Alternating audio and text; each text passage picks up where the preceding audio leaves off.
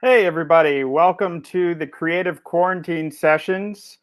This is sort of the kickoff for season 2, if you can call it that. And I hope everyone has been staying safe and well throughout all of this. We have a very special guest here today, and we're going to jump right into it. So I'd like to tell you a little bit about John Iacovelli, who will be joining us here momentarily. He is amongst an elite group of designers who works in the realms of theater, film, and television. And his work has spanned over all these mediums in many extravagant ways, having designed over 300 hours of primetime television, as well as over 300 plays at some of the most notable regional houses in the country. He's also designed on Broadway. He earned an Emmy Award for his Broadway production, or for a broadcast, I should say, of his Broadway production of Peter Pan. He's also designed The Twilight of the Golds and the national tour of Camelot for Broadway. He was recently, in 2018, awarded the USITT Distinguished Award, and he is also having retired from 30 plus years at the UC Davis Conservatory of Theater and Dance, which he really had a huge part in that. I know the world is a richer place for John's presence in it, and I couldn't be happier to welcome him to the show today. So please join me in welcoming Mr. John Iacovelli. It's very nice to be here. Thank you for that very nice introduction. Absolutely. Yeah, thank you for being here. So let's get started. I want to actually take you back a little bit to my personal experience. And this was with a film that I watched as a kid. This was Peter Pan. Okay. And, you know, as a child, I basically got my hands, my parents who are probably watching this could tell you, I got my hands on any form of live theater entertainment that I could. And that included wearing out the VHS of several programs, including this Peter Pan you did with Kathy Rigby. Alan, I think we have the photo here, if you wouldn't mind bringing that up. Alan is our technical director, the man behind the curtain. So this is a model from the nursery, and we'll see a few more shots of this very iconic production. So I want to start out by saying this is really my first connection to you, and the first time I saw your work. And really one of the first times that I knew what scenic design was, or I started to kind of piece the puzzle together of, oh, these worlds are created by somebody. It is somebody's job to create this place. And so I do remember your name and kind of following your career from afar from there. But if you could take us back now to your beginning, what were some of your earliest inspirations as a child? Well, my father was an artist and an art teacher. And so, you know, we had a lot of, the house was always kind of, I think my friends would think of it as a mess. I thought of it as bohemia. You know, we had a lot of art supplies around all the time. Of course, you know, I was fascinated by the theater from the very earliest age. And I made I first started making models of cities in the backyard and in our front yard, just out of stones and things. And then in elementary school, probably first or second grade, my father made me a puppet theater. And I don't know what possessed him if I asked him. and we made paper mache, sort of Punch and Judy, although I didn't know about Punch and Judy then. And I remember my oldest sister Daryl, made a backdrop for the scene, and on it was a red and white checkered floor. I can still see it today, and it was in perspective. And the fact that the puppet show was only, maybe 14 inches deep, and that this floor made it look it just blew my mind. I just thought that's the most fantastic thing in the world. And then in elementary school, my friend Myron Friedman and I started a little theater company, and we started doing plays literally we called it the Mount Rose Young Actors and Actresses. We were at Mount Rose Elementary in Reno. And so from the earliest time we made, and a lot of the times that I did theater, I really just wanted to do the backgrounds. And so, art, there was permission for art in my house. My brother was more of a jock, and, he and I are terrific friends. But growing up, I just drew and painted all the time. It was just fun, and I specifically remember one time I made a paper mache skyline, which was more like a backdrop of New York City or some big city. And I took it to my father, and I must have been like in 3rd or 4th grade. And my father taught middle school art. And he said to me, son, if one of my students had done this, I would have given them an A. And I cannot tell you how proud that made me. Yeah. And he was very encouraging. And, so from then we just kept starting little theater companies. We started one in middle school called the Changing Times Theater, a bunch of friends of mine. Then we didn't really have an actual theater building at my high school at Reno High. So we just worked all the time in this converted home ec room. And one of my friends then in high school was Jeff Sage, who's become a big time production designer. We went to NYU together, and we had gone to different schools. And in Reno, there was UNR, and there was the choice of going to UNLV because it was in state. And they had a scholarship actually for designers. If you think of this as 1977, what school had an undergraduate full ride scholarship for scenic and costume designers? Right, so I applied. I didn't really know what I was doing. I did some sketches and some stuff, and I actually got the scholarship, and I went basically for a free ride at UNLV. And then, at UNLV, it was just a great theater program. I think it still is. It's always been kind of a powerhouse, and it's one of the showcases of that school. And it was nice to be away from home. It was nice to be in Las Vegas, where scenery and spectacle was just a huge coin of the realm, just these shows. And so inherently even one of our professors actually pulled ropes at the Tropicana at night, as a second job. So we had such access. And, I just remember my first stagecraft class was like a door opening to a magic land. It was like, oh my God, you're kidding. I didn't know about all this. I thought I knew everything, even when I was starting undergrad school. Yeah. So that's sort of the basic beginnings. I just had a passion about theater from the beginning. At UNLV, we were sort of taught that film was a nasty business, and that television, those people have all the money and they have all the resources, and that the true art was theater. And I applied to I only applied to Yale and NYU. And I was so happy to get into NYU. And I just remember thinking, like, are these people crazy? They want us to take art direction classes. They want us to be involved in film and television. Isn't art, the true art, the world theater? And yet they had embraced that program. And I'm talking, this is 1980, 81, I guess, is when I started at NYU. And they had already embraced teaching scene design and production design. And I think that was just so prescient. And, it's one of the great programs still today. And so that's sort of like a very condensed version of the first 20 years of my life. Well, we have a picture here of your time at NYU, actually. And this is a great picture. Yeah. Oh, this is so funny. This is my studio. This is my not my living room, my bedroom and studio in Tom Jared's apartment. Tom Jared was a wonderful lighting designer who I had met in Las Vegas. And that's actually a picture on the wall of a friend of mine did of St. Mary's Church in Virginia City, Nevada, near where I grew up, where my great-great-grandparents lived.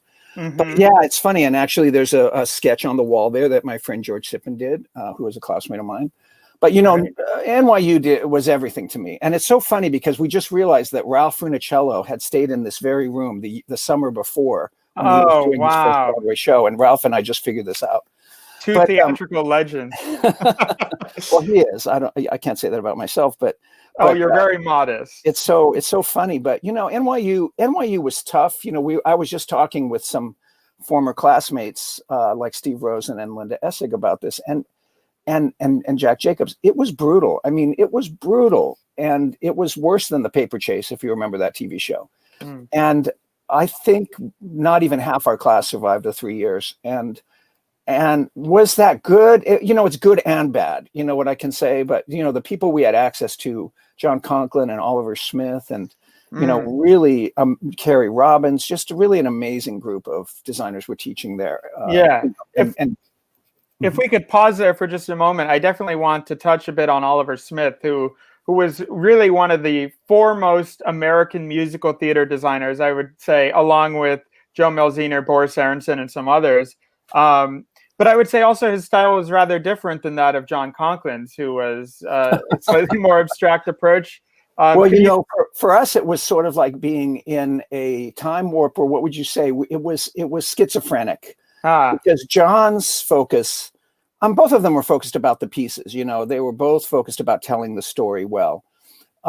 Oliver was much more, you might say, old-fashioned and much more rooted in a kind of, he did everything on Broadway. He did My Fair Lady. He did West Side Story. He just did, and he also produced many things. He was also the co-producer of the American Ballet Theater for probably most of its life, co-director.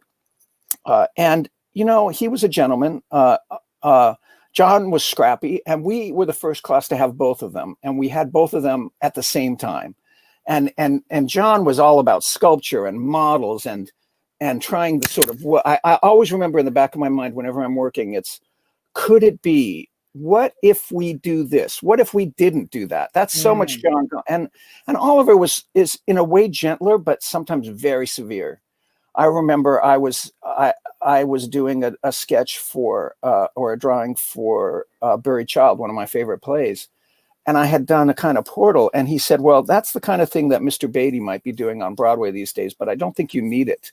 And I just thought, here's this guy being a gentleman, but just cutting with a knife, and he was very supportive, and John, I don't know if I was any good in school, but I know that it just shaped the rest of my design life, and I just it was just such a good thing for me, and the fact that we had Stephen Hendrickson, a wonderful production designer, for art direction class, and that I worked in the, both Ang Lee and Spike Lee were at school when I was there, and I was the overnight. My job was being the stage manager in the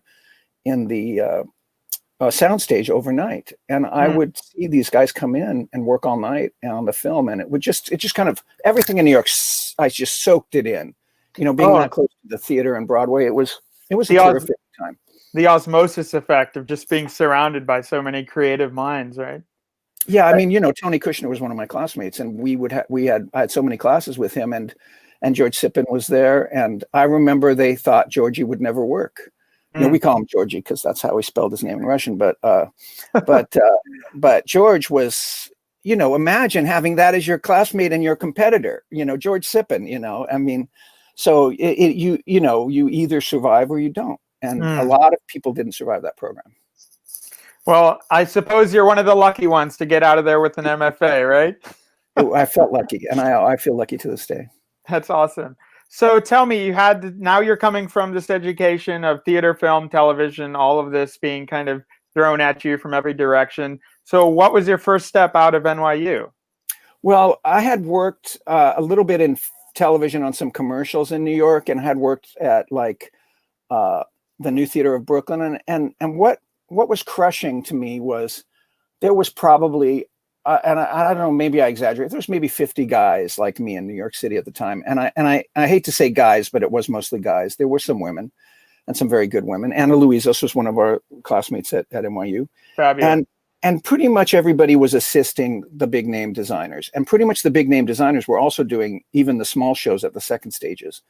And I just didn't like the winter, and I felt really crushing. Plus, you know, as a gay person, that was the height of the AIDS crisis, and it was brutal. I mean, I lost so many friends to AIDS. I remember I worked for the summer at the New York Shakespeare Festival, and in 1 year, out of 125 people that worked there, we lost 25 guys, all guys, including Joe Papp's son. And I just, you know, I was good friends with Larry Fulton, who had come out because his partner was working for Steven Spielberg, and he'd come out to LA to work.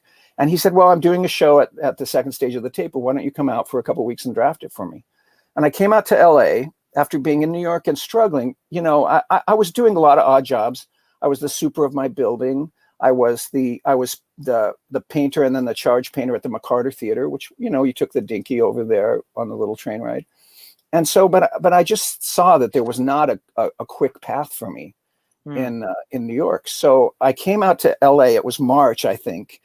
And it was sunshine and wealth. It was like, I'm working in a fun place. I'm staying in this they rented a house that was full of stickly furniture right under the Hollywood sign. And I just felt like this is so not the crappy New York that I've been in for the last 6 years, you know? And in 1 year, I kept my place in Brooklyn for a while because I had moved to Brooklyn. And in 1 year, I went from running the blueprint machine at NBC to working as an assistant art director at NBC, to working on Santa Barbara, to then the Cosby Show and the spinoff of The Different World, to being the art director on Honey, I Shrunk the Kids. And that was 1 year. Wow. And that would take many people 10 years. But, you know, I was so prepared by NYU. I had production design stuff in my portfolio. I had opera stuff in my portfolio. And I loved being in LA. My parents were obviously in Nevada, so it was closer to get to them. And I just marveled at the fact you could go to the grocery store and get whatever you wanted. You know, you just didn't have to get the 2 bags you could carry home for 5 blocks. Yeah. And I know that, and I remember all my friends just thought that was the end of the world when I came out. They just said, "Oh, we'll never hear from him again." And now most of them live out here, so it's very funny. Very good. Very small world indeed. I want to move on to Honey, I Shrunk in just a moment, but Sure. I want to also take note that we've received a bunch of comments already from former students of yours. Okay. Including Brett Hadley, who says he had a huge impact on my theater life. I don't think I ever got the chance to thank him for all his help in getting me through my MFA in theater. That opened so many doors to me. Thank you, John. Nice. Hello to Brett. And I do invite all the viewers at home to share your comments and questions as we go along. We'll hit as many as we can along the way. But let's now jump to your time on Honey, I Shrunk, which was kind of a surprise hit from Disney. Yeah. And we got some stuff here to see. Oh, not that. One moment. Just juggling a few tabs here. So tell us about what the start of that journey. Well, you know, I had been working on the Cosby Show, which I met my great friend Felicia Rashad, who we've gone on to do many, many other shows together. And then Garvin Eddy, who I was working for, who's a fabulous designer and had done the Cosby Show. And they had moved the Cosby Show to LA because there was an engineering strike in Brooklyn, and they thought they had them by the short hairs. And basically we finished that season. And I then went on to the spinoff, which was called, it was first called Spellman, but then they changed the name to A Different World, which was the introduction of Marissa Tomei and people like that. Mm-hmm. And that was a fun show. And so I had started that show thinking I would stay on that for a while. And it ended up that my friend Larry Fulton called me and said that he didn't want to, they were going to take Honey, I Shrunk the Kids to Mexico. And that he just said, this movie, there's a movie that I'm doing. I don't want to do it anymore. It was with a production designer named Greg Fonseca, who Larry had worked with before on a couple of things. And several of my friends, like Sharon Seymour, had worked with him on several things. And they were taking it to Mexico because it was going to be cheaper to do it there at Churubusco. And it was called the Teeny Weenies, yes. And it wasn't, I think I was one of the people that had come back to the US for a bit and found a gay novel called The Teeny Weenies. And I told him, I think this is a bad title for this. But the Teeny Weenies actually is based on a Victorian sort of very Victorian engraving book for children called The Teeny Weenies. And it was about like the little people, you know, and Stuart Gordon had, you know, who did Reanimator and all these kind of very gory horror movies and sort of B movies. He and his writing partner, Brian Usna, had come up with the idea that they wanted to have a story that their kids could actually see. So they came up with The Teeny Weenies, and it was charming. It was very short. And it was, what if your father's sort of a crazy scientist and he's making a machine in the attic and it shrinks you down to less than 1/4 of an inch high? And what if you're lost in the backyard? And what is that like?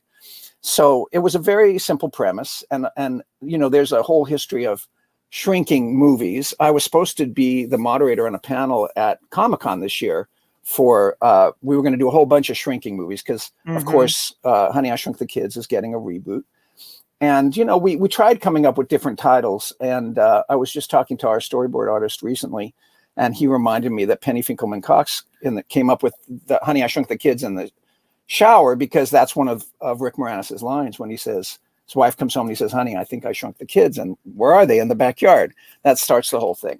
Yeah. So for me, I embraced moving to Mexico because I had just moved to LA and I still had my New York apartment. So halfway through, and they said, oh, it's 3 or 4 months in Mexico, it'll be fine. It ended up being 12 months. And we were at the storied Churubusco Studios, which is where Dune had just been filmed, and a bunch of Arnold Schwarzenegger pictures had been done. And yeah, this is the back lot. This was like a little rose garden. And we were going to film the houses in San Diego. So our assistant art director, Claude and Greg, had gone to San Diego and taken pictures of a couple of houses that were sort of that kind of style of 1908 craftsman, but not really Victorian, but not really houses, very American kind of neighborhood. And so I remember that they came back with these pictures, and we had to match these two houses exactly from their measurements and pictures, because there was always a chance that in some future time we might actually go shoot at the real houses. Greg was a brilliant budgeter, and he had proved that just the cost of the Teamsters alone in San Diego, we could build the whole neighborhood in Mexico. And so I think we built like 20 houses and two or three streets. We clad a bunch of the buildings at Churubusco.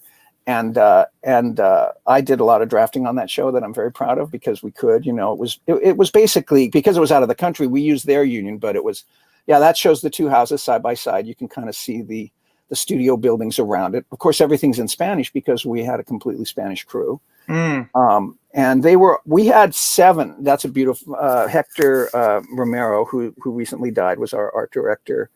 And he did that sketch, which I love that sketch. Yeah, there are some really terrific sketches and draftings here. Yeah, it's a magnificent group of work, and so yeah, that's the Johnson house, and it was fun because, you know, I could put in some Easter eggs, like the house number of the house was my parents' house number in Reno, and there was just, you know, I was a Titanic fan, which is ironic because a lot of the crew went on to do Titanic in Mexico. And so Russ Johnson's company was called, oh yes, that's a wonderful isometric. So you can see on the upper part is the Solinsky house. You can somewhat see the building we built over. If you look to the left, that big building that looks like an apartment building actually was covering our art department offices. And then that was the whole journey of the, you know, of the kids to get from that gate where the garbage was on the alley to the backyard to try to get to the parents, you know. The stakes are high. Exactly. And then the Johnson house was on the lower part of the screen there. And if you look over to the right, you see the studio wall. And this was my idea that I just take full credit for. Yeah, that is a 3/4 version of a house that we had on another street. So that when we were going to look across the street down the between the two houses, that looked farther away. So I have a picture somewhere of me on that house. I think I sent it to you, but it's really, that was fun, you know, a year. And it was sort of like another year of grad school in the sense that, you know, whenever you work on your first big film, you learn so much. And you know, if you look at the opening sequence in the movie, you will see that soundstage painted blue. If you when the mailman's coming to deliver the mail, if you look in the sky, you'll see that. And then there's there's the miniature house next to the other house that was the same style of it. It's a little hard. You can kind of tell from that staircase on the miniature house that it's out of scale. And but you know, we had such great craftsmen in Mexico, and I remember we were working in the kitchen, and I had made a cornice. I had drawn the interior of the kitchen, and I'd based it actually on my parents' house and the first color scheme. And there was a molding that turned a corner, and I went to, and Javier, our Mexican art director, came to me and said, well, how do we do this? And I said, well, why don't you take a negative shape and some plaster and cope it? And he told this to the carpenter, and the guy just shook his head. And he says, and Javier said, just come back this afternoon. And they had taken a block of wood, and they had beautifully carved this turning molding out of it.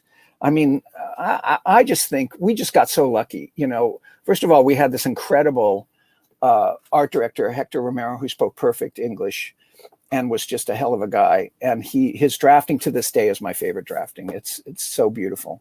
Astonishing, yeah. And you know, and the craftsman, I do remember one day we were late in the show. We were going to the set, and there was a carpenter who was kind of weeping. And I said, Hector, what's going on? You know, is something wrong with him? And he said, no, he's crying because he's never seen so much wood.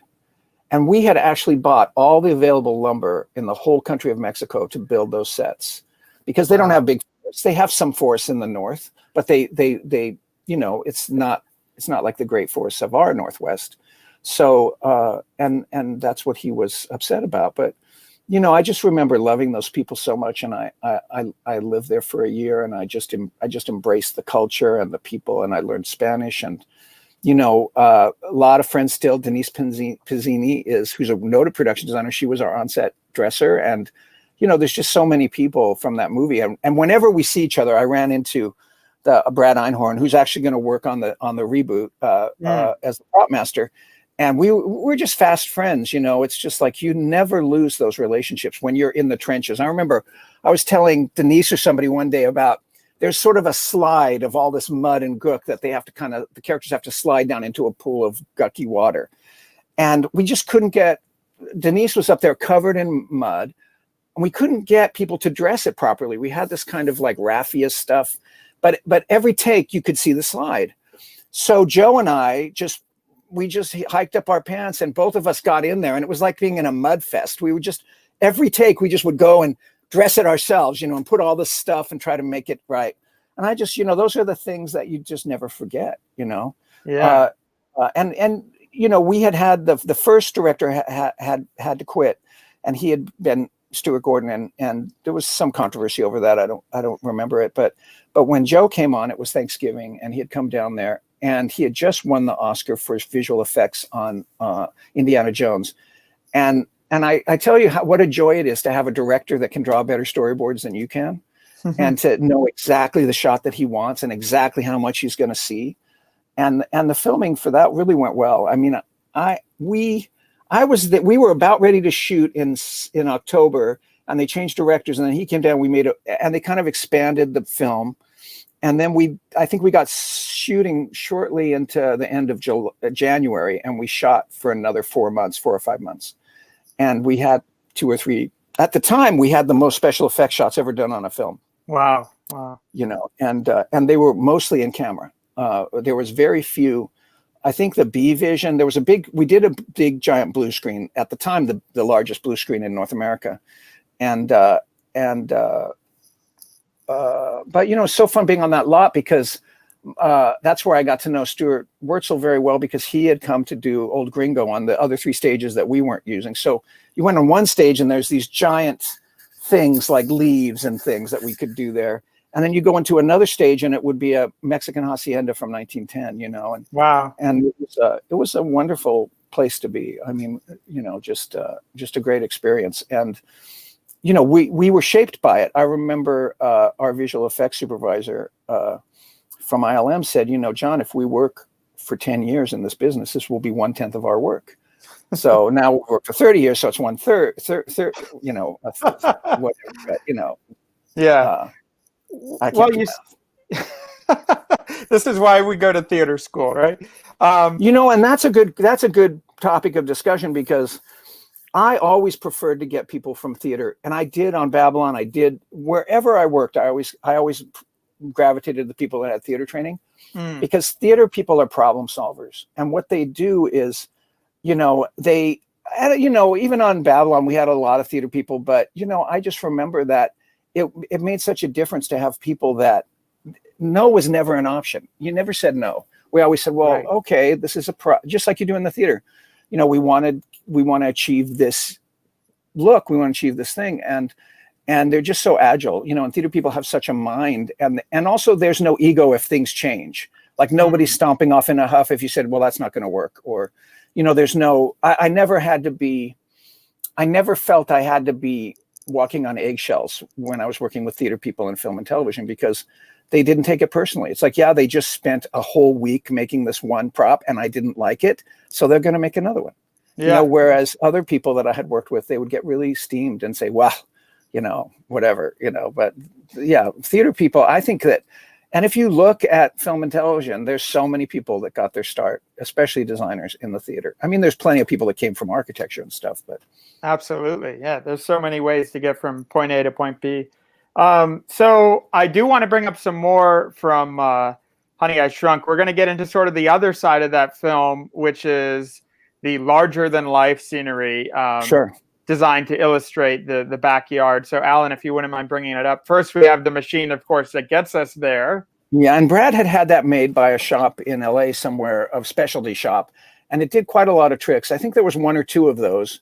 I don't know where they ended up, but you know, it was fun because the attic we built on a stage, and we actually built it to match the exterior, of course, because we built the exterior. But the walls were like pedals, and they could hinge open, so we could get lighting rigs in, and we had a bunch of ports in the floor, so the camera could get right at the floor level. We also built it 6 or 7 feet above the floor of the stage, so that you could see, you know, Rick Moranis and other people coming up the stairs. So it was a little bit of a hard set to shoot in, because it was sort of this island raised up.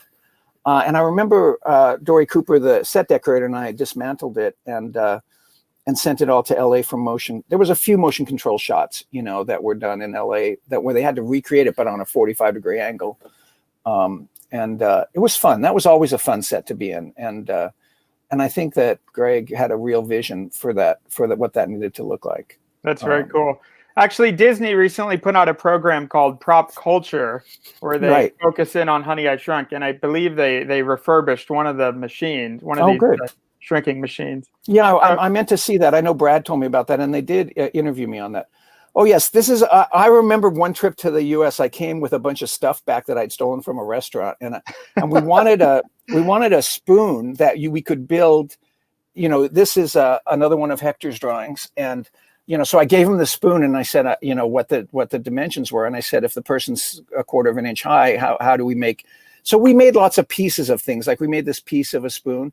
We actually made a piece of the bottom of a Reebok shoe with big Reebok letters in it. And I remember we spent quite a lot of money on it. And there was a scene where Rick Moranis' character's foot was supposed to come down on the kids, but from the side you saw that in the wedges of the Reebok, the kids were fine. You know, they didn't get stepped on. Right. And Rick Moranis said to Joe Johnson, he said, well, my character wouldn't wear Reeboks. He'd wear deck tennis shoes. And so we lost that we had all gotten free Reeboks or something from a promotion for this. And we didn't have to give them back, but we didn't use it. Yeah, this is a set near to my heart. This is all a giant sound stage. Brilliant. And this floor I drew myself, and we had it carved. We had a brilliant team of sculptors led by Daniel. I'm blanking out on Daniel's last name, but you know, this was after he hits the machine. You know, the wonderful thing, Marty Klein had almost storyboarded the whole show, and we had another storyboard artist on, Dave Lowry. And Dave Lowry was with us in Mexico, and Marty, who's just a brilliant illustrator, had done much of the original work. So we kind of knew almost every shot of the movie before we shot it, which is very unusual. Yeah. And this was a floor that I designed where it was in perspective, one of my favorite things to do.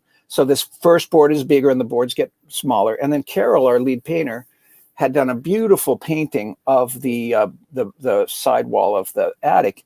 And then we thought, we were always taking a magnifying glass and a thing and looking at what do things look like in 1/4 of an inch high, and how do we make stuff now? But I remember that was a beautiful set. I mean, it just worked. We did a lot on there because it had to be running, and that rig there is what we call the dog beard thing. This is Claude, our assistant art director, and this is one of the paintings that beautiful painters down there. And this had to match. The funny thing about these paintings was they were on all sides of the stage, and they were sort of deep background, but they had to match these leaves that Daniel had made a carving for. And we spent so much time on these leaves because what we would have to do is there was almost like rebar that was inside of them. They were foam. And the problem when you get down to your 1/4 of an inch in your grass, we had sent some tests. There's nothing green down there. And we had sent it up to the Disney execs. And they were really upset because they said, this is supposed to be about kids lost in the grass and it's not green. And we said, well, it isn't green. And they said, well, make it green. So we made it green, but if you actually go to your grass at a 1/4 of an inch high, it's all brown. Right. But these, this was one of the reasons we were in Mexico, because even then, I mean, we had a lot of safety issues, but, oh yes, this is very funny. This is the giant cigarette butt. And Hector loved doing this. And Daniel also. Hector and Daniel both smoked. And the guys just loved this because they all smoked. And they just wanted to make the cigarette butt as real as possible. And, I don't know that there's very many movies that had this many special effects where we did so much in-camera stuff. Wow, it just, great. And that's just outside in the alleyway at the studios, Yeah, it's a thrill to see the work. Here's the quick set key, right? Yeah, we had a contest. We had a little, Penny Finkelman-Cox had sent out a memo and she says, what would you find in your backyard? And this was one of the ones I said, how about a key? And we wanted a quick set, which was a little bit of a promotional time because you could recognize a quick set key, rather than just a normal key. And that's the funny thing about the big cookie. It was originally supposed to be an Oreo, but Oreo company wouldn't give us any money, so it ended up being a Little Debbie, which was fun. There it is. But I always thought it looked like a turd in the grass. I mean, I just thought, it worked. And you can see again, it's slightly in perspective, and actually there you can see it's against the painted backdrop, which is kind of wonderful because those drops were so good we didn't have to do a lot to put much in front of them. Now the dog beard. So this was the rig you were talking about. This was a rig, and it this was one of the things where you saw the kids harnessed into it, where they're grabbing onto the dog, and that's how they get up to the tabletop. And and this was funny. There's actually Carol to the left there, and Hector, the next person over on the left, and this was filming the Cheerios, and that's a piece of the spoon that we made. And this was in a giant tank that we had this kind of white liquid that was like milk. And we had these big light bulbs for work lights. And I remember one day, one of the guys came in and said, oh my God, one of the light bulbs exploded and put glass into the tank. And it was thousands of gallons of water. And so that delayed that shooting because we had to drain it. Because if the kid falls into the water, we didn't want him to get cut, even if however minute a chance it would be. So we had to drain it and put it back. But yeah, those actually were carved out of sprayed foam. And those Oreos, they looked really good. Yeah, there they are sideways going down the street. This is one of my favorite pictures that you sent. Yeah, it's wonderful. It brings back such good memories. Yeah. Well, these studios were built in the 1940s for the RKO Road pictures. So very much like it. This was, that's the inside of the plastic bag, which we could never quite get the scale right with plastic. But this was the top of of his work table. And these are supposed to be rivets up there. I think Greg was very inspired by this. Yeah, it's terrific. You sent so much great work over yesterday from that picture alone, but we're going to move on to another project, a Segway from a film that was very heavily reliant on practical effects, something we don't see quite as much nowadays, to a project that you worked on, Babylon 5. Yeah. And this is very reminiscent of some of the things that we're seeing on television today, like, for example, The Mandalorian, which uses that form called the volume to kind of complete physical scenery. But this is really the pioneer of that technology. Could you speak to some of that? Yeah, actually, I was just talking to someone about that who's a big fan of that show. And Oh yeah, here's a picture of me on the bridge at Babylon. We shot it in Sun Valley and first in Santa Clarita. And I remember that we had gotten through about a third of the episodes in the first season. And we had basically spent all the money for the sets because we were trying. I had worked on Santa Barbara, and I was trying originally to do all the sets as 3-wall sets and shoot them in what we call proscenium style. And the DP and the directors just didn't like it, even though we would provide wild reverse walls. So eventually we were taking all of our sets. And, in the 5 years of working on that show, 5 or 6 years, we started with 13 sets on 3 stages. That's the Zen Garden. And we ended up with 360 sets, that we could do at a drop of a hat. Part of it was this idea of interchangeable. I had worked on a set for Santa Barbara where we had made interchangeable pieces. And then Garvin had designed a beautiful library set for A Different World. And all of the columns and the arches were interchangeable. And so we used that library set as the library, as the lunchroom, as all these different things. And it was really cost effective. So part of this was that's the War Room, which is one of my proudest sets. That's the 3rd season.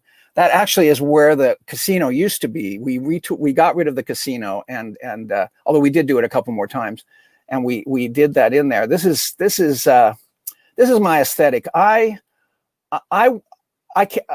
of course I'm a Trek fan, but I was not a diehard Trekkie like other people. And I really didn't want our show to look like the Trek shows. And it was funny because we had a lot of people working on our show, like Alan Kobayashi and people who had worked on the Trek shows, and they kept trying to bring stuff into it.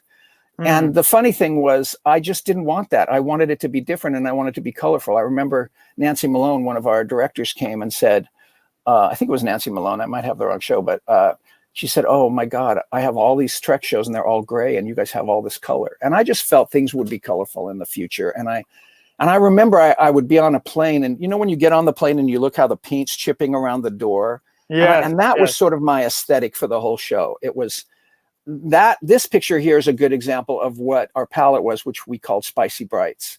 And actually Ann Bruce came up with coining that term. And basically it was certain reds and blues and greens that are sort of off the spectrum, not primaries, but it was a rich look. And those are those Frank Lloyd Wright. No, not Frank Lloyd Wright. Charles Rennie Mackintosh inspired chandeliers. I just pulled from everything because I just thought, good design is timeless. That's why we had those 1960s Eames chairs on the bridge, because they were cheap, but they looked futuristic and it looked like something that would be there, so that was a tough show because we were always running and gunning. And I have to say, it's very hard for me to watch the first season because I just see a lot of mistakes, but we had so much support from our producers, and we really kind of invented the wheel on this one. The volume set you're talking about there was a scene that they had put in Jakar's quarters. Jakar's one of our major characters, and he was reading a kind of Bible, and it was the moment that the light from his star was to reach Babylon 5, and it was a very kind of holy moment that you would put. If it was an opera, it would be Suor Angelica. It would be someplace in a big cathedral, and I just didn't, and the theater person in me didn't believe the truth of the scene. Like, why isn't it in his quarters? And I went to Joe Straczynski, our executive producer, and I said, "Why is this in his quarters?" And he said, "Well, I thought that's the only set we had for him to be private in." I said, "What if we came up with a set that was like," and I went to John Copeland, our producer, and I said, "What if we came up with a set that was like a huge dome that saw the stars, and it was more of a spiritual room, and it had." And he said, "Well, how can we afford that?" I said, "Well, why don't we get a carpet and I'll paint an astrolabe design on it."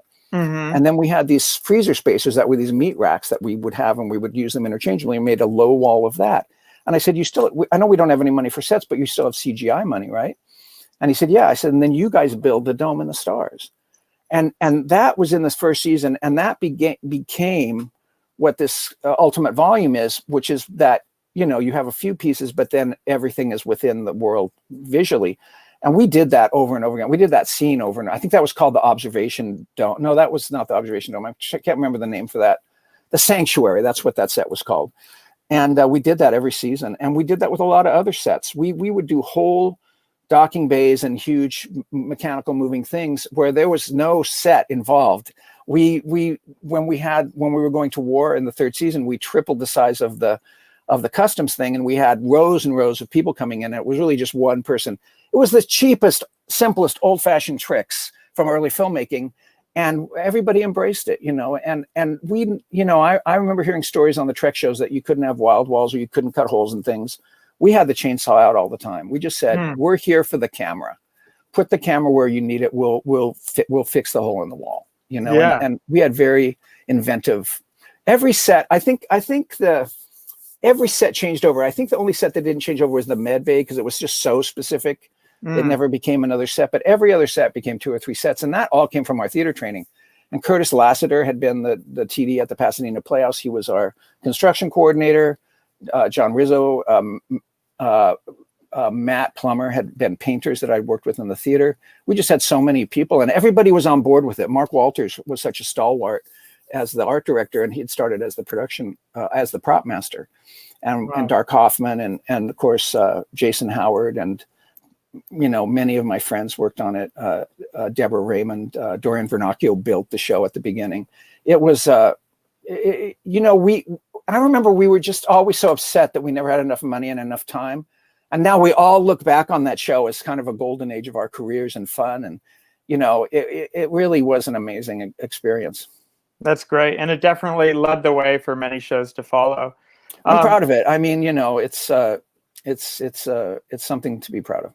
Well, what's amazing when you watch the Charlie Chaplin films or the Buster Keaton films, some of the tricks that they used in those productions were just as cutting edge as some tricks you might use on a show like Babylon 5, right? Combining the old school theatricality with whatever kind of digital assistance you can bring in to complete the picture. But it's a testament to the theatrical craftsman to look at that set and realize so much of those, kind of steel sets are built out of wood, right? Yeah, no, it's true. And it's, I always think of that. I remember I was doing a pilot with Barry Sonnenfeld in New York about, 7 or 8 years ago. And that's when this sort of virtual backlot was becoming big. And I showed my team in New York this video from Stargate, and one of my very good art director, production designer named Charles McCary said, well, that's it. That's the end of our job. And I said, no, that just means we can go anywhere we want. That just opens up possibilities. They still need all the people in the art department team. It's actually given more jobs. So, I have to make a quick connection here with Charles McCary, whose name comes up all the time. He is actually the one that interviewed me to attend the Conservatory of Theater Arts at Purchase College, where I went. Yes. By the time I started, he actually was no longer a professor there. Sounds like I can't tell you how many times Charles McCary's name has just popped up in so many different areas of life. Well, I always say no one draws as good as Charles. I assisted him when I was at NYU, and he's just a magnificent sketch artist, draftsman, theater person, film person. He's worked for me on several shows in New York, and I've always felt very lucky to have him in the room. That's great. So some designers are very hands-on with the shop process and the building and the painting, while others tend to kind of stick to the studio and occasionally visit or be a part of the, maybe not even be an active part of dressing the set. I get the feeling you're the type of designer that's kind of there the whole time. Alan, I have a picture, if you wouldn't mind bringing it up.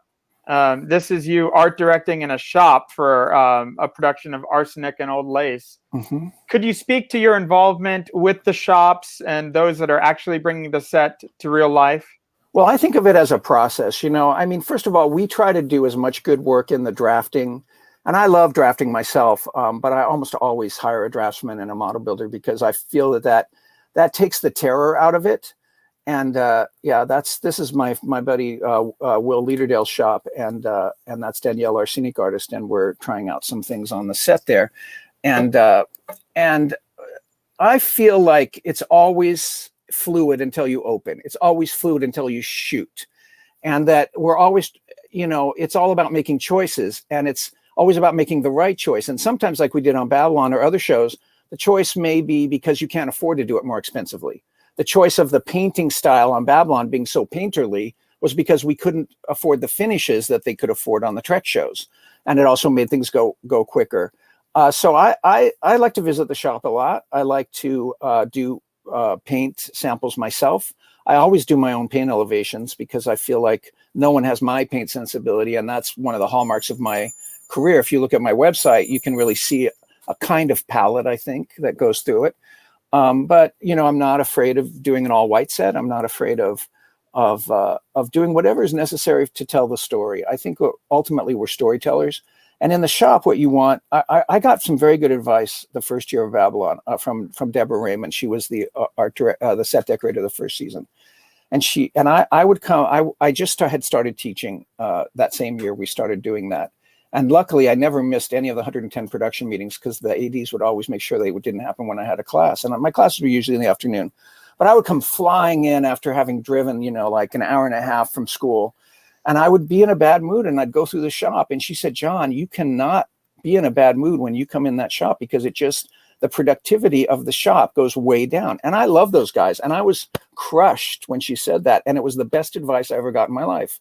And I always go in the shop. And in the old days when we could shake hands, I always shaked everybody's hands. And I was always very polite. And I always, some people can do things incredibly and you want to promote them. Like, I remember when we were doing the Heiress at the Pasadena Playhouse, and I said, and I had visited those houses on the northern side of Washington Square because they now belong to NYU, and I'd gone twice. And I loved doing the Heiress, and the director Damaso Rodriguez was wonderful. And I really wanted a volute, which you never get in the theater because they always want to give you a newel post, which is the thing at the bottom of the stairs that anchors the balustrade. And I went to Brad Enlow at the Pasadena Playhouse and I said, Brad, I know this is more and I know it's more money, but it's the right period thing. And it makes a huge difference to me. Can we have a volute? And he didn't miss a beat. He just said yes. But I believe that part of that yes was 10 years of working with him and giving when they need you to give and saying, oh yeah, okay, you can simplify that, or pushing them and saying, no, this needs to be better. I think it's a dialogue with the people in the shop. And I think it's important to learn their names. It's important to be a partner there. It's important to understand their struggles and what goes on. And I just always love being around the shop, and sometimes sometimes you're just amazed by what they can do. And sometimes you just go, oh, well, that's not going to work. Let's figure out a different way of doing it. It's all about getting the right product. But to me, that is a huge part of being a designer, is not being distant. I love dressing sets. I'm sure there's some set decorators that just hate me because I'm always up in their junk. But the good ones, like Jason Howard and several of the other ones that I've worked with, the good set decorators, I never have to do anything.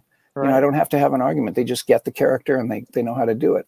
I love working in the theater because maybe you can be a little more hands-on.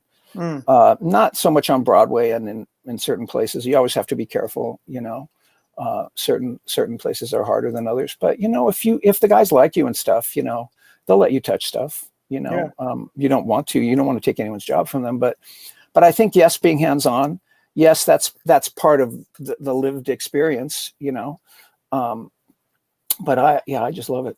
That's great.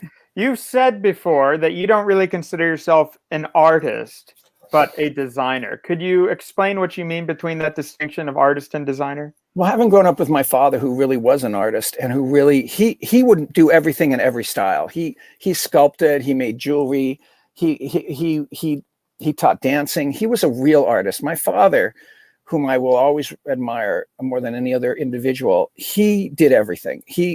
You never knew what was on the stove because it might be soup or it might be some other thing that was toxic. You had to be careful in my house growing up. But the fact of the matter is my father was a true artist. He did some incredible. I have a lot of his artwork, and he was a brilliant artist. What I do is collaboratively it's the difference between a designer. A designer takes someone else's idea, someone else's program, and filters it and makes it happen. It's not, artist can be a very solitary thing. A designer actually takes someone's work, like a playwright or even just a premise, and makes it into something else, or a script. You have to see characters, you have to see the world, you have to think about what is the story you're telling. In television, I always thought, what are we actually going to see? And we learned early on in Babylon, don't put a lot into the floors because you hardly ever see them. Some floors were very detailed because we knew we would see them. We had a perspective floor that went, for 180 feet or yards or whatever it was. But but you have to know what you're seeing. Yeah. And I think that's where you put the emphasis. Sometimes we would put as much emphasis into a gun, what we call a PBG on the show, that would cost the same as a whole big set because it had more screen time, so that's what I mean by that. And yeah, do I consider myself an artist? I mean, it's always, I consider myself a very good draftsman. I consider myself, someone who can communicate ideas, and that's what a designer needs to do. I don't do art for pleasure. And I think that's what a true artist does. To solve problems. Like if you think of Piet Mondrian or some of these great artists that their whole career was solving one problem. Very good. There are many ways to start a design. Alan, if you wouldn't mind bringing up the image here. Here's a sketch you did for the Heartbreak House, which I just love the sketch. It has such character and such emotion. And here's another. Are these sketches usually part of your process, or where do you usually begin? Usually what I like to do, first thing, I just listen. I read the script if there is a script, which sometimes there isn't. And I just listen to the director for the very first meeting. I try not to bring anything but a sketch pad.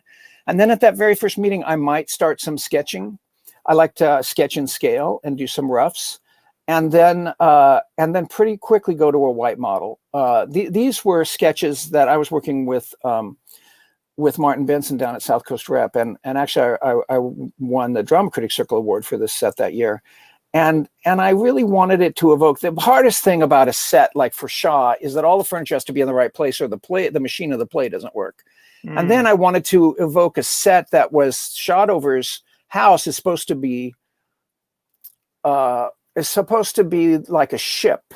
But the difference is when we think of yachts and stuff, they're all miniaturized and reduced. And the funny thing about this was that, you got to be careful that it doesn't look like a seafood restaurant. We had done a couple of those on A Different World. And so it had to be sort of English feeling. It had to feel like a ship that maybe was dismantled. And so there was a lot of Bombay curves. And I remember John Lagerquist, who's the greatest TD in the world at South Coast Rep, he said to me when we were done, I said, how do we do budget-wise? He said, we were just 200% over budget. But this is what happens when they like the set. They find money from hidden places. And it happened to me recently with Amadeus. I did there, and they said the production. The artistic director came to me and said, "How could we afford this? We can't ever afford sets like this." And I said, "Well, it's important to be friends with the TD." And I don't think he bent anything, and I did it in a very manageable way. I also knew how to do that show. It was really a fun show to do. Well, yeah, and we do have some pictures of Amadeus too that I'll scan through while we continue talking. Yeah.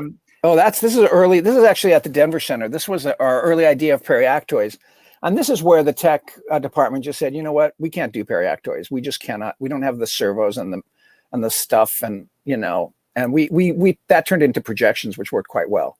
Gotcha. And that turned into that set. And then this set was the basis for my idea for the South Coast set. I'm sorry, I don't think I sent you a picture of the South Coast set. Oh, that's quite all right. Sorry for the. No, but Denver is great, and that was the inspiration for the set. There it is in Denver. That was a fun show. Beautiful.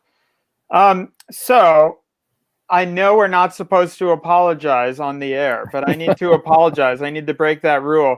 We were having some technical difficulties. Uh-oh, you just froze when you were apologizing. Bio that I. Am I back?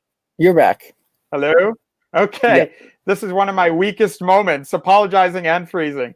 I lost the bio that I had written for you, and I found it. I just want to clarify the proper nomenclature for where you were professor was the Department of Theater and Dance at UC Davis, where you were for 30 years. You just recently retired. Yeah.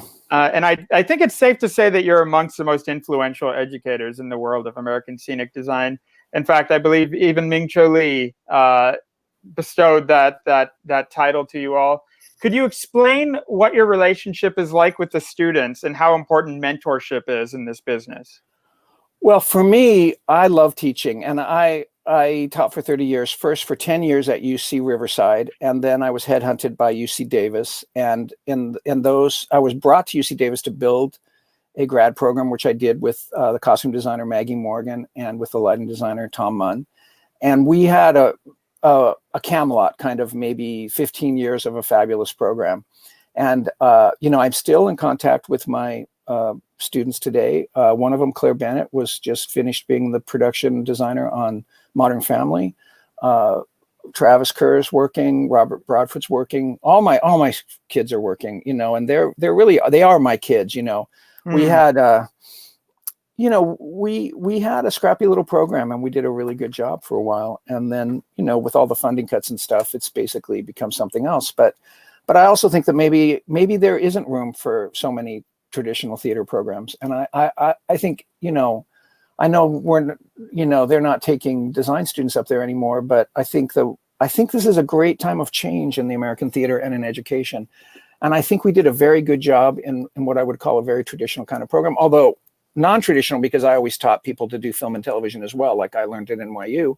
And I also got students involved. So many students, whether they were undergrad or grad, worked for me as PAs or got into the business or, worked that way. And I remember Skip Bodine telling me years later, he always said that, he always knew that wherever I went, there'd be a student following me around. And it was true. And it took great joy. I think if you don't have kids, and I don't have actual kids other than my nieces and nephews and my godson, I think those become your children. And you really, I'm so happy for like Claire's success and the success of many of the students. And there's just so many people that I can claim that I had a tiny bit of help getting their career started, and they maybe didn't study with me. But, we in the theater, through the design showcases, what you used to call the Clambake in New York, we take care of our young better, I think, than almost any other profession. We welcome them. We use them as assistants. And we get them started, and we do what in Britain's called pastoral care. And although that's a little too religious sounding, it's really true. It's like we take care of people along the journey, and that gives you great satisfaction, And to this day, I still keep in touch with many of them. And do I miss teaching? I don't. There's the Maggie Morgan used to call it the John Show, because when I would have a big class, like say 100 students, or I taught a history of production design for like sometimes 150 students, I was so excited about this topic, and I would just get up there and I could be so extemporaneous, and so there was a lot of fun in that. I may be teaching some classes for the ADG. I just talked to them about that coming up. So I don't know. I love my teaching time. What it allowed me financially to do was not have to say yes to shows I didn't want to do. Although, as everybody knows me, I always say yes to everything, which is not exactly true. They don't know the shows I turn down. But, it was very gratifying time. And I'm really glad I retired a year ago when I did from teaching, because I have lots of other things I want to do in the future. That's great. Judith Dolan, a former professor and an award-winning costume designer, has said that you make Italian families out of Irish fodder. And I thought that was such a charming quote. And it certainly seems to be true with the way that you kind of foster the next generation coming up through the ranks. Yeah. So let's talk a little bit about the present moment. I know you've probably been spending a lot of time at home, as everyone has. And the LA Times did a beautiful piece on your house a while back. Alan, if you wouldn't mind bringing up the image. I just love, I'll kind of scan through here, but I love this kind of haven that you've created for yourself.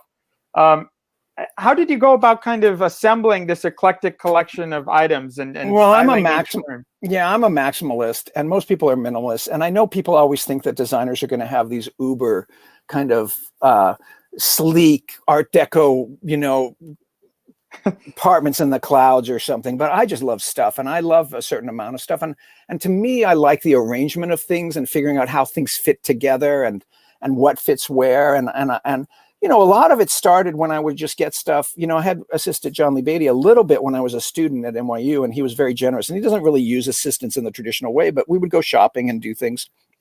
And he would have stuff hidden all over town at different prop houses, because he always knew that the theaters never had quite enough money to really prop or do a show properly. So I started collecting as well. And as I went through these that's the black and white bathroom. I love that. Yeah. and I found this charming little house in Atwater about year 2000, and it just fit me perfectly, and I love arranging all the little things. I mean, it's a little mad, but it's pretty great, and it's fun. It's just fun, and the pandemic has been very good for me. I actually got quite sick, and I ended up spending, not from the COVID, but for other reasons, I ended up spending 18 days in the hospital, and I'm recovered now, and I'm doing really well. But that's my kitchen, all the green stuff I like to collect. Everybody knows that about me. And I love going to flea markets and thrift stores and stuff like that, which you can't do right now. But I had, over the last 30 years, like 30 to 100 boxes of stuff I never sorted through. Some of them are letters, old bills. I always kept all my old receipts. And my cousin's been coming and working for me 4 days a week. And we've actually organized the whole studio, all of the stuff, and just gone on and on and on.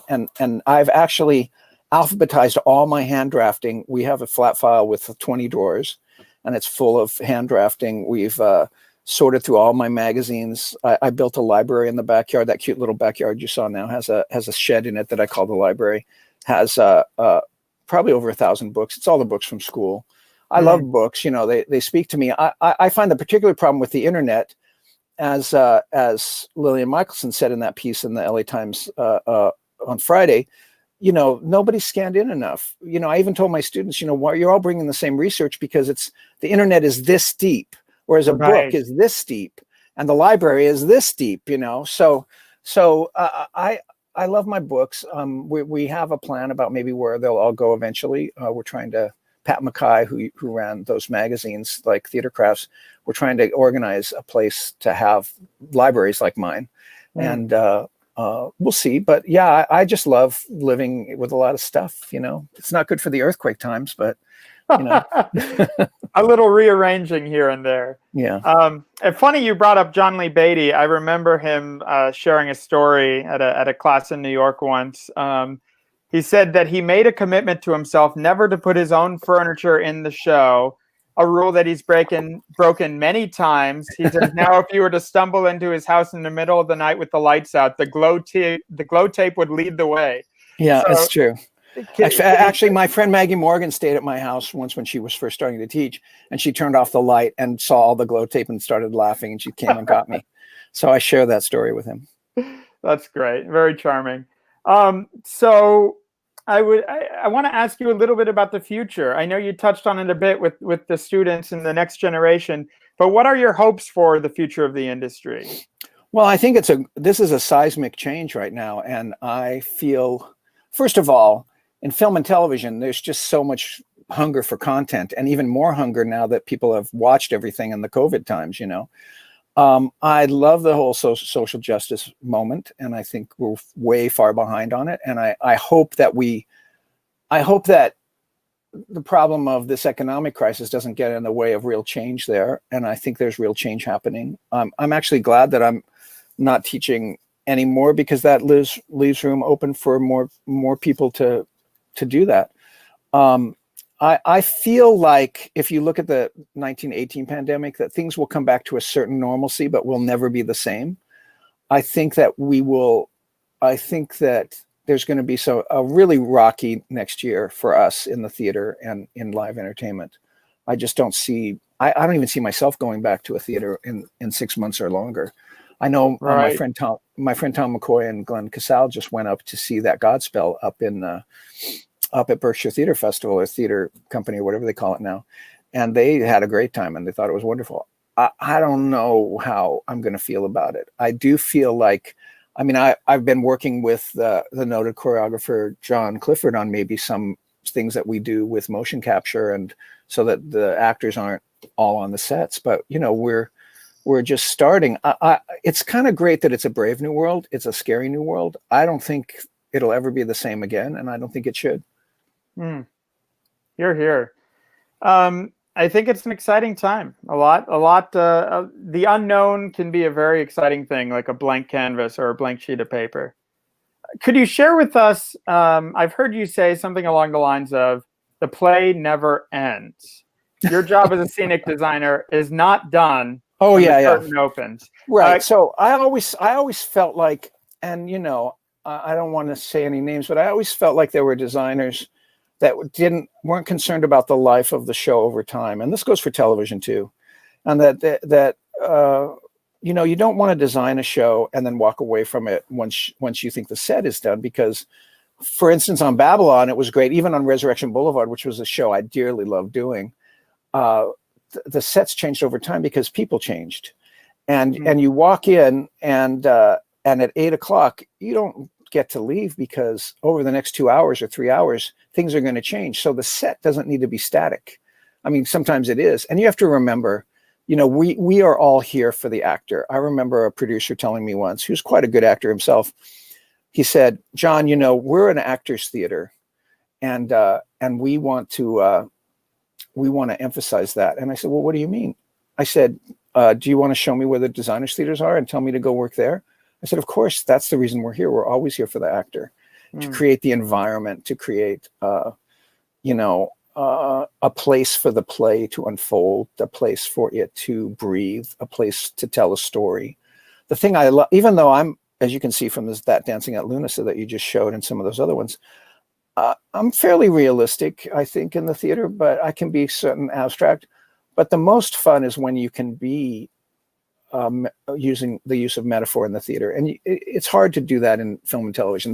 The closest I ever got was Resurrection Boulevard, where I said to Jesus Trevino, the great director, who I had worked with on, on